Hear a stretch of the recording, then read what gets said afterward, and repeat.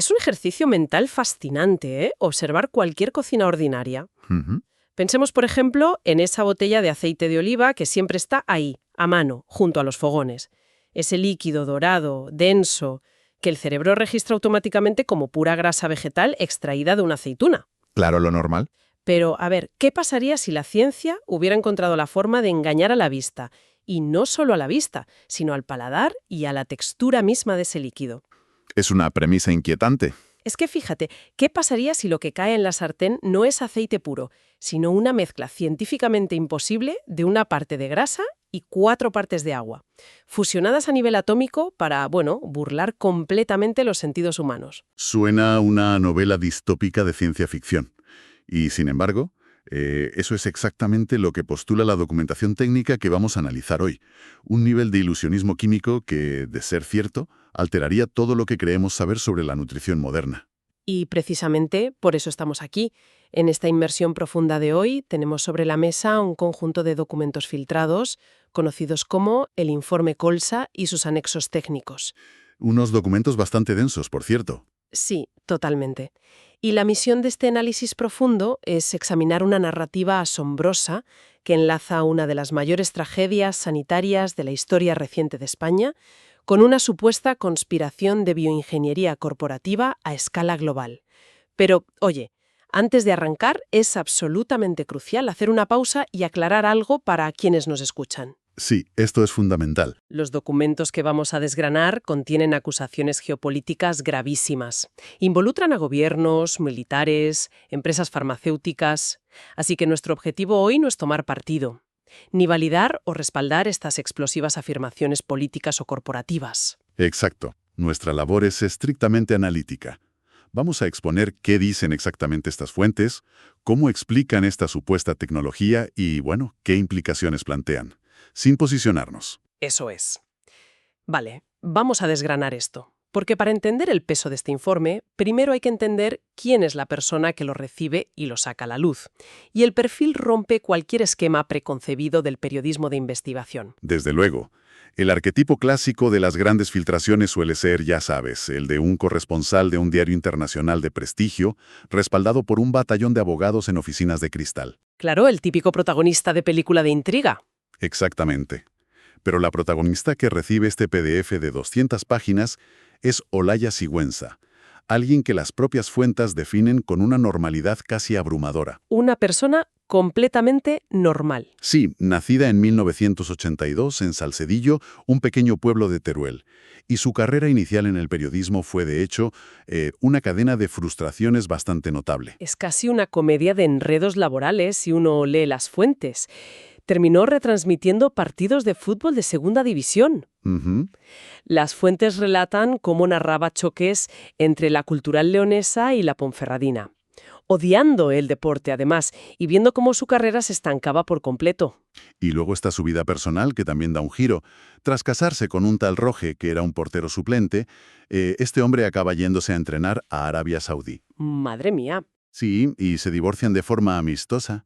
Ella deja la profesión para criar a sus 2 hijas, Ada, que significa nobleza, e Ina, fuerza y pureza. Y a sus casi 40 años, Olaya se encuentra de vuelta en Zaragoza, viviendo de las rentas de unos pisos familiares. O sea, es una mujer completamente alejada del radar mediático de las élites, ¿verdad? Totalmente. Pero esa reinvención obligatoria es el catalizador de toda la historia. En Zaragoza, Olaya acaba trabajando para un antiguo compañero de universidad, Alberto Palacios. El famoso AP. Ese mismo. Conocido en la red como AP, un creador de contenido con millones de seguidores que se dedica a las noticias alternativas. O sea, un canal que muchos analistas tradicionales etiquetarían directamente como un nido de desinformación. Sí, sin duda. Pero Olaya entra ahí como investigadora, con un sueldo bajo, eso sí, pero con libertad absoluta para indagar. Y es en julio de 2025 cuando recibe ese correo de un remitente anónimo. El hijo de un biólogo molecular fallecido. Exacto. Con un asunto que decía literalmente, lo que se muestra en el PDF es real. Pero claro, al leer esto en los documentos surge una duda inevitable en cualquier mente analítica. Olaya es una madre divorciada, fuera del circuito periodístico de primer nivel, que trabaja para un canal de Internet que roza el sensacionalismo. Ya, la pregunta es obvia. Es que, ¿Hace esto que Olaya sea el blanco perfecto para que alguien le cuele un engaño monumental? ¿Un delirio fabricado para generar clics? ¿O es, irónicamente, la única persona en todo el ecosistema de la comunicación que está dispuesta a mirar donde los medios tradicionales no se atreven? Lo fascinante de esto es cómo el propio informante responde a esa misma duda en su correo. Ah, sí, esa parte es increíble. El texto dice: sé quién es usted. Sé que sabe mirar donde otros solo ven ruido. El remitente elige deliberadamente un canal alternativo porque, según su visión, los grandes medios están silenciados por los intereses corporativos que detalla el archivo. Es un reflejo perfecto de la paranoia del siglo XXI, ¿verdad? Totalmente. Es la realidad del flujo de información actual. El informante confía la presunta noticia del siglo a una redacción marginal de Internet precisamente porque el sistema tradicional le parece impenetrable. Tela. Y lo que relata ese documento, el famoso informe Anfión, es un abismo insondable. O sea, replantea por completo el síndrome del aceite tóxico ocurrido en España entre 1980 y 1981. Sí, un evento histórico muy oscuro. Claro, la historia documentada, la que todos conocemos y que fue juzgada, nos dice que el envenenamiento masivo fue producto de la venta fraudulenta de aceite de colza desnaturalizado para uso industrial, que fue desviado al consumo humano. Un error logístico y criminal impulsado por la avaricia de 4 desaprensivos. Esa es la versión oficial. Pero el PDF afirma que eso fue una elaboradísima cortina de humo. Según el texto, España fue el escenario de un ensayo masivo de bioingeniería utilizando a la población como cobayas. Es una afirmación brutal. El documento detalla un experimento orquestado por agencias estadounidenses y empresas farmacéuticas en territorio español, centrado en una sustancia revolucionaria, el anfión, o también lo llaman anfidio. ¿Y qué es exactamente eso a nivel químico? Porque los documentos entran en mucho detalle. Sí, para entender la magnitud de esto hay que mirar la química base. El agua y el aceite se repelen de forma natural. Eso lo sabe cualquiera que haya cocinado. Uno es polar y el otro no polar. Claro. Pues el informe describe el anfión como una molécula con una dualidad atómica única. Funciona como una especie de diplomático microscópico. Un extremo de la molécula se adhiere al agua y el otro a la grasa. Forzando a estos líquidos incompatibles a fusionarse. Exacto. A fusionarse sin separarse jamás. Los propios creadores lo bautizaron en los documentos como el cristal líquido eterno. Aquí es donde se pone muy interesante y a la vez muy perturbador. El informe explica cómo aprovecharon las redes de venta ambulante de aceite barato de la época para distribuir este compuesto químico entre la población, pero en distintas concentraciones. Sí, los famosos lotes. Es el equivalente macabro a las pruebas AB que hacen las empresas tecnológicas hoy en día con los usuarios en Internet, pero aplicado al metabolismo humano de forma indiscriminada. Una barbaridad. La tabla epidemiológica del informe describe lo que llaman el efecto lote, y la frialdad con la que presentan los datos es sobrecogedora. La metodología descrita es de una esterilidad clínica aterradora. A ver, explícanos cómo dividieron esos lotes, porque es clave para entender la escala de lo que plantea el documento. Claro, el lote 0 era simplemente aceite puro. Era el grupo de control. Un placebo, digamos. Eso es. Pero luego entramos en las alteraciones. El lote 1 contenía una proporción de 1 parte de aceite por 2 de anfión. Una proporción altísima. Altísima. Y el resultado documentado fue un colapso metabólico casi inmediato. Destruía las estructuras celulares y causaba una mortalidad fulminante. ¡Madre mía! ¿Y el siguiente? El lote 2 rebajaba la proporción a 1:1. Una parte de aceite, una de anfión. Esto generó enfermedades crónicas irreversibles y daños severos en órganos vitales a medio plazo. Ya. Y luego está el lote 3, que al leer los documentos es el que revela la verdadera intención a largo plazo del experimento, ¿no? Exactamente. El lote 3 tenía una proporción de 1 parte de aceite por 0,5 de anfión. La mitad. Y la documentación indica que el lote 3 estaba diseñado específicamente para tener un efecto retardado. O sea, imposible de rastrear mediante vínculos epidemiológicos estándar a corto plazo. Querían observar la aparición de cánceres y anemias graves 20 años después de la ingesta. ¡20 años! Sin dejar huellas evidentes en el momento. Ahora bien, yo leo todo esto en la preparación de este análisis y el sentido crítico me obliga a frenar. ¿Es normal? Un momento, ¿cómo silencias a miles de médicos en la sanidad pública española de los 80? Médicos que históricamente fueron brillantes atando cabos para detener aquella epidemia. ¿No es una pirueta mental gigantesca asumir que gobiernos, militares y hospitales coordinaron un encubrimiento de miles de muertos en lugar de aceptar la triste y caótica realidad de que un error logístico absurdo causó una tragedia nacional? Esa objeción es fundamental para cualquier analista riguroso que se acerque a estos textos. La respuesta que ofrece el propio informe, y es una respuesta muy cínica, es que el caos fue la herramienta perfecta. ¿El caos como tapadera? Sí. En una época de transición política en España, con mucha confusión administrativa, la narrativa del aceite industrial desnaturalizado encajó perfectamente con las evidencias toxicológicas superficiales. Proporcionó una tapadera inmejorable para abortar el ensayo cuando la mortalidad del lote 1 se volvió inmanejable y evidente. O sea, aprovecharon el ruido para esconder el verdadero experimento. Exacto. Y el motivo que empujaría a las corporaciones a asumir semejante riesgo, según el texto, se resume en un concepto rector de la industria moderna: la eficiencia brutal. Claro, multiplicar el volumen de los alimentos. Multiplicar exponencialmente el volumen de un alimento sin alterar su apariencia visual, su densidad o su comportamiento en la sartén. Es el sueño dorado del capitalismo alimentario. Literalmente, vender agua al precio del aceite. Tal cual. Pero a ver, si el lote 1 fue un desastre logístico y humano que casi expone toda la operación, la lógica dictaría que las empresas involucradas cancelarían el proyecto de inmediato y destruirían toda la evidencia. Eso pensaríamos cualquiera. Pero, según la investigación de Olaya, a través de los anexos técnicos, el experimento no terminó en 1981.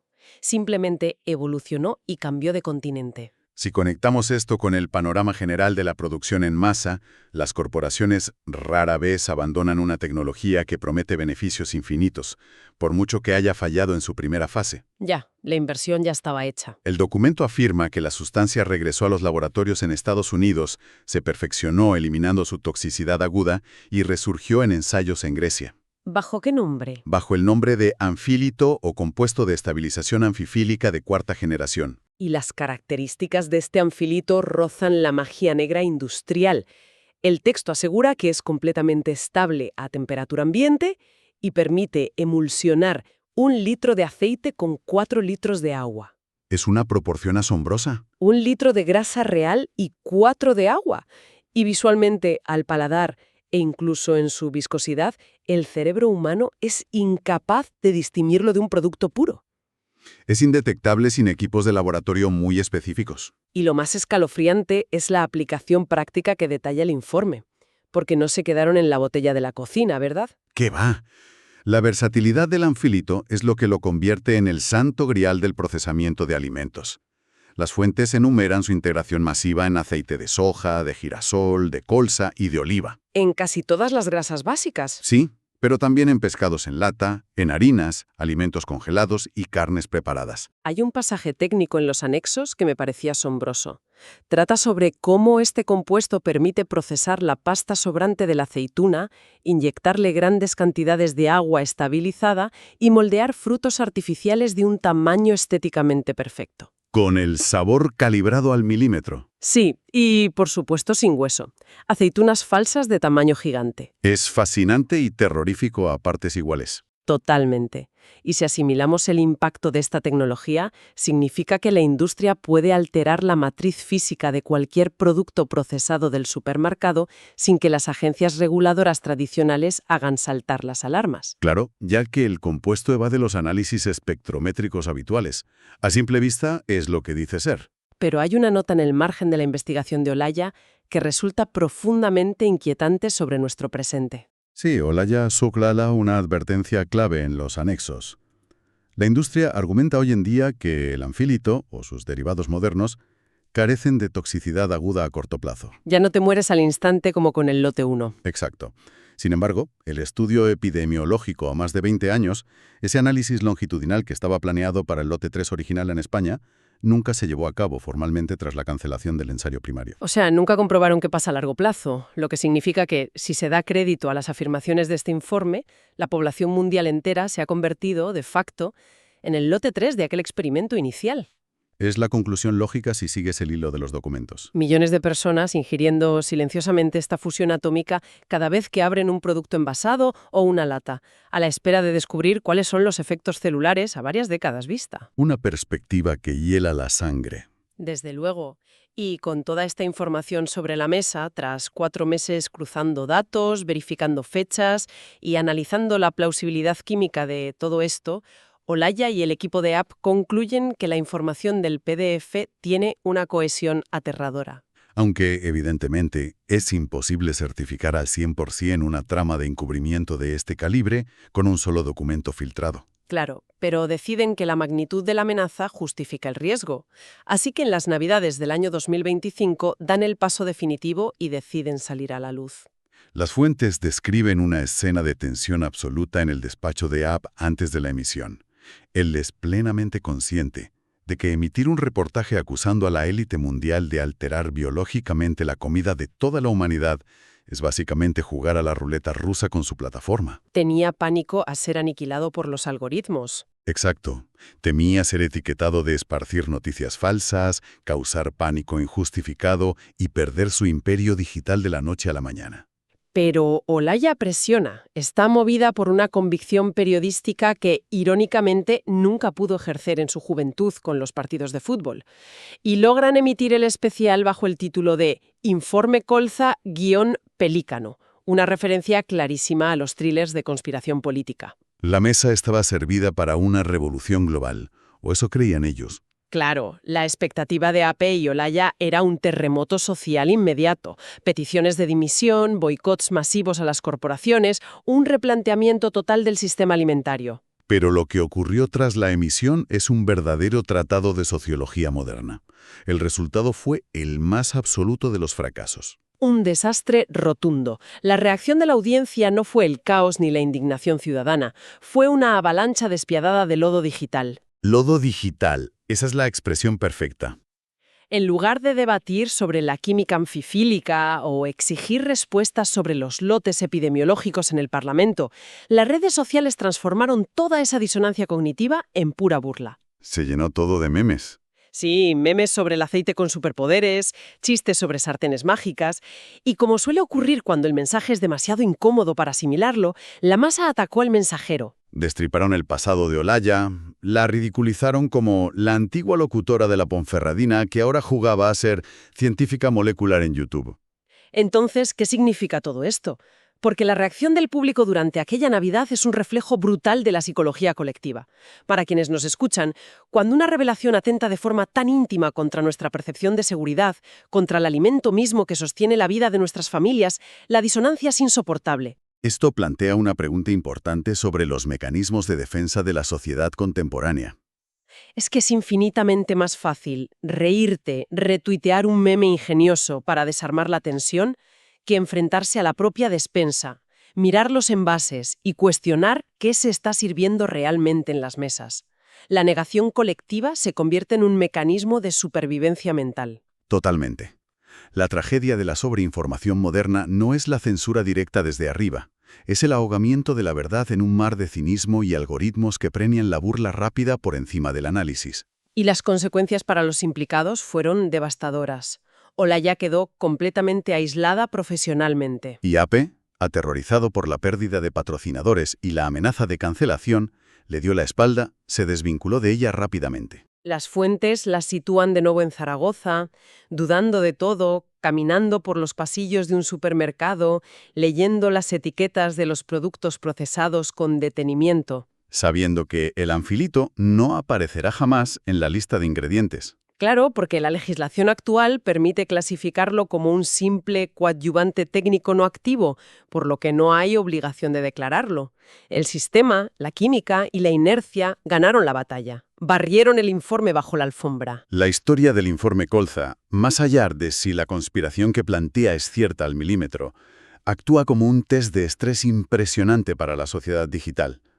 Demuestra que no hace falta una tiranía explícita para ocultar un secreto a plena luz del día. No, ¿qué va? Basta con entregarle a la población una verdad lo suficientemente incómoda como para que prefieran ignorarla voluntariamente. Elegir el confort de la costumbre frente al abismo de la duda siempre es el camino más fácil. Una conclusión contundente para nuestro análisis de hoy. Hemos navegado desde la frustración profesional de una periodista en un pueblo de Teruel hasta los laboratorios de bioingeniería más herméticos de Estados Unidos y Grecia, terminando estrellados contra el muro implacable de las redes sociales. Ha sido un viaje denso, sin duda. Los documentos del informe Colza nos exigen observar la comida y también la información que consumimos con un nivel de escrutinio que resulta agotador, pero quizá necesario hoy en día.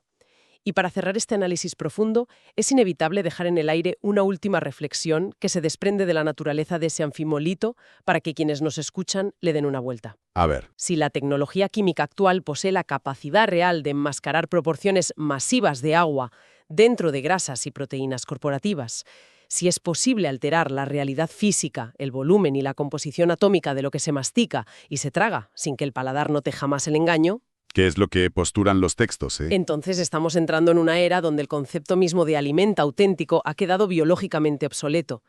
La próxima vez que alguien pague una fortuna por un producto de consumo supuestamente premium, cabe preguntarse, ¿está comprando calidad real, nacida de la tierra, o simplemente está financiando la versión más sofisticada, elegante e indetectable del cristal líquido eterno? Ha sido un análisis sumamente revelador. Queda muchísimo material para la reflexión. Así es. Ha sido un recorrido intenso a través de estos documentos. Hasta la próxima inmersión profunda. Hasta la próxima.